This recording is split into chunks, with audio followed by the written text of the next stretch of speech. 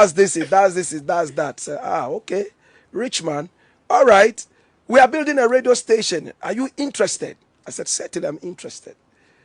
Well, what would you need?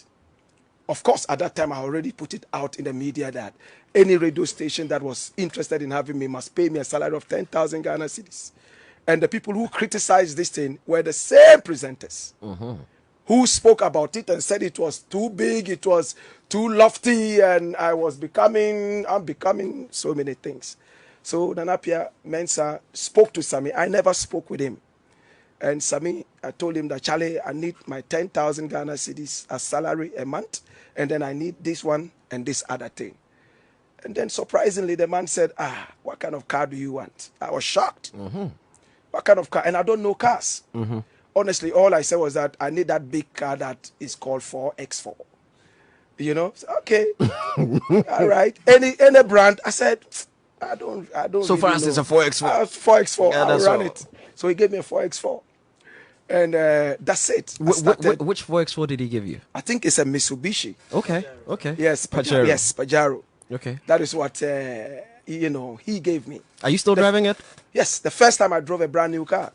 All the other cars I drove were from Cantamanto or somewhere else. For the first time, I drove a brand new car. If I had a rubber all over it. Rubber. In fact, Sammy had to come and use some scissors to cut it. And it was exciting. I mean, I felt quite accomplished. And I felt that I had to come to radio, back on radio and do the magic.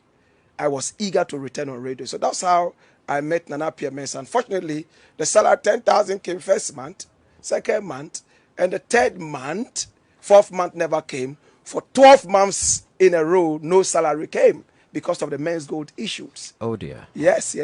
So You mentioned men's gold. I'm wondering when the men's gold issue came. I mean, I know almost everybody who had a car and all that had their cars taken from them. People like Halifax, like Bulldog, and all those. I mean, everybody had their. How come you're still driving yours? Beautiful question. You see, I was the last person to be employed at Zylofon FM. Okay. So everybody was driving. Some of them had been driving for the past how many months? Yeah. So I was driving my old car. One day I drove into the yard and Nana Pierre Mensah saw me for the first time. And he walked up to me with so much respect, in fact, and said, "Oh, Blakk Rasta, I know you've been driving this car. We promised that you get a car. It's been some months now. Don't worry, you cruise your car." So I said, "Don't worry, man, anytime it comes." And not knowing he was doing something magic. I was in the office when a guy came and told, "Oh, Nana Pierre Mensah says he wants your photograph." I didn't know what he wanted it for. And then after some time, they brought me some papers. I never bothered to look at this, just said car papers. Okay. So I kept the papers. And the Bulldog came and put the sticker of the station on the car. Yeah. So I was driving the car coolly as a station's car. I wasn't bothered anymore whether it was my personal car or the whether station's it car. belonged to the station. Until the men's gold issue started. They started taking everybody's car. So I drove to the place. Yoko yes. office, yeah. I drove there and they said, what's your car number? They looked to the end, They said, are you sure this is from Nana Pierre Mensah? I said, yes, it's from Nana Pierre Mensah. Do you have the papers? I said, yes. So I gave them the papers. They looked at it. This one is in your name. It's your personal car. It has nothing to do with Nana Pierre Mensah. Oh, okay. I said, oh, wow. So I was the only one he gave a personal car. Gotcha. That's interesting. Which I still drive. That to God is be the interesting. glory. That is very, very interesting. Wow. That's nice. So that's how come your car wasn't taken from that's you, how come I still and you've have my still car been here. driving it. But I was honestly ready to give it out. You mentioned that for over 12 months you haven't been paid. Yes. That's right.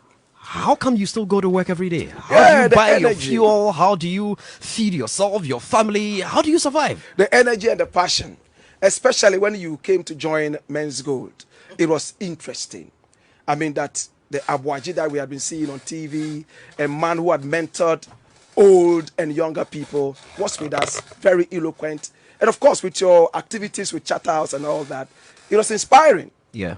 You know, it was nice. We wanted to move on with the energy. Yes, let's go. But, well, it didn't also last that much. Of course, I understand what happened, you know. But Nana Pierre Mensah told me one thing, which I would always respect. He said that this radio is for you. It's your baby. If you leave it, you've killed your own baby. In fact, at a point, my brother, so many radio stations approached me with more than what Nana Pierre Mensah gave me. in fact. And I almost left. But when he told me this from Dubai, where he was gold, I listened and I said, well, what else can we do? Let us continue. Sami did so well. We had nothing. We'll go to work. Sometimes I'll be on radio and then I'll be told that, Charlie, in the next 30 minutes, the station is going off because there's no fuel. Oh, wow. So you have to put in all the energy. Then 30 minutes, voop, everything gone off. Pack your things and go. Like that. No salary, no food. And to make it worse, Men's Gold customers were at our heels.